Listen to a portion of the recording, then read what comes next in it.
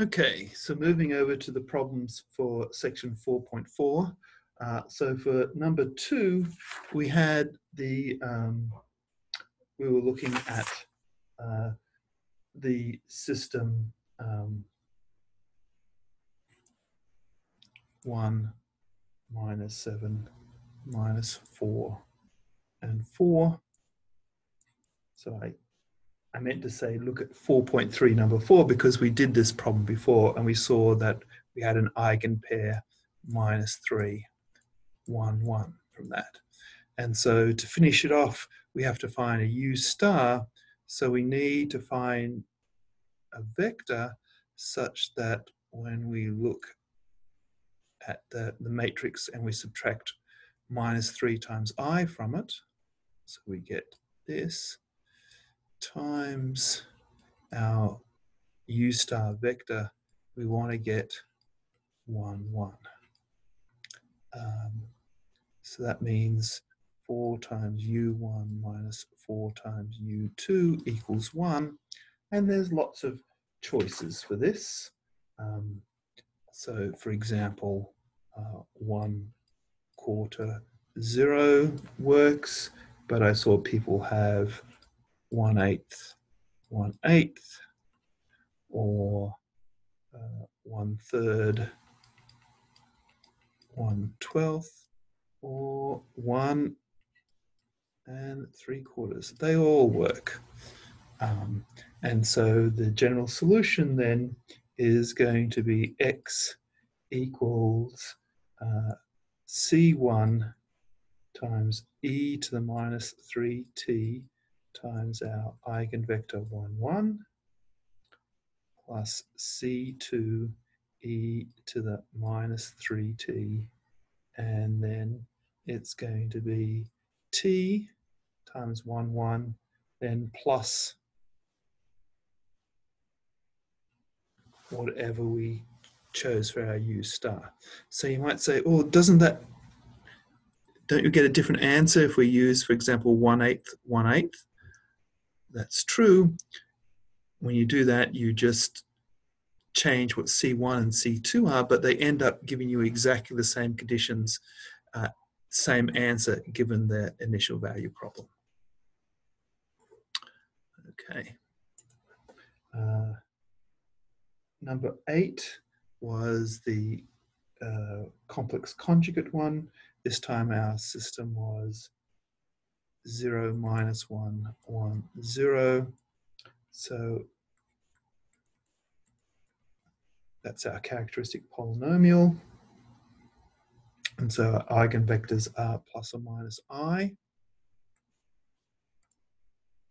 And so figuring out the eigenvector, so we do minus I, minus 1, 1, minus I, times our U1, U2, we want that to be 0. So we get something like minus U1 I minus U2 equals 0.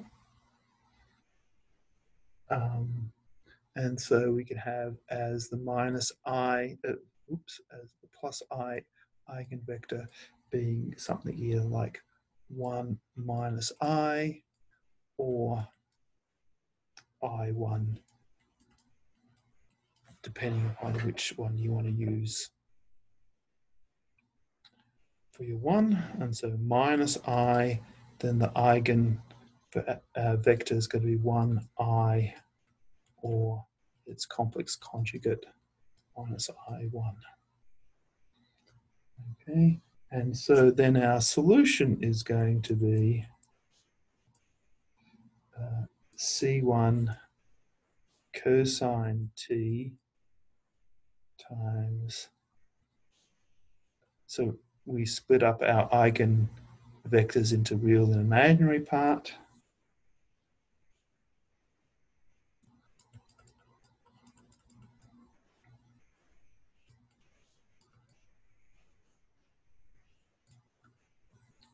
Plus C2 cos t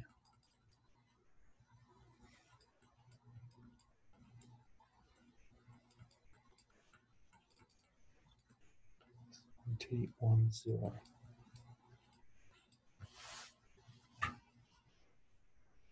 Okay, or if we'd chosen a different way to do our eigenvectors, we would get a different looking answer, but it turns out to give us the same answer if you actually plug in any initial conditions.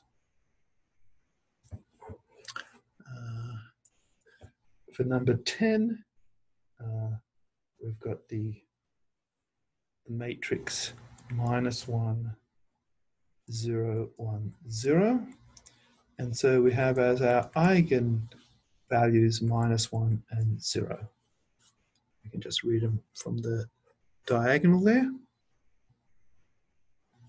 And so for the 0 eigenvector, we subtract the 0 from that.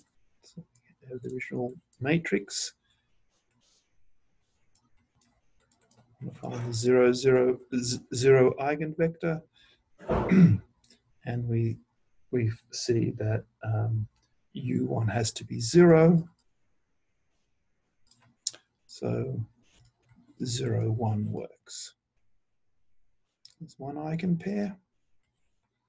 And then choosing for -1, we get 0, 0, 1, 1. Finding out -1 eigenvector. We see that U1 plus U2 has to equal 0. So for -1, 1 minus 1 works. And writing that down as a solution, then it's C1 times the 0 eigenvector plus C2 e to the minus t times 1 minus 1. And so then if we actually plug in initial conditions, right? So we want initial conditions. If we plug in t equals 0, we get then, what do we get? We get C2 for the first row, and for the bottom row we get C1 minus C2,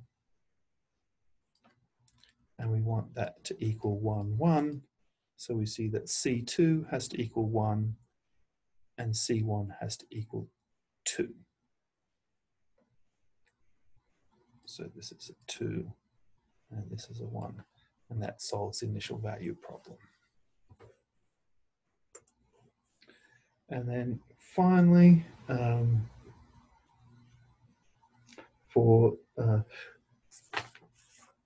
doing the solution for that 3 by 3 matrix, recall from before we already had that 2, 0, 1, 0 and 2, 1, 0, 1 for eigenpairs. For the one eigenvector, we have to solve 1, 0, 0, 1, 1, minus 1, 1, 0, 0.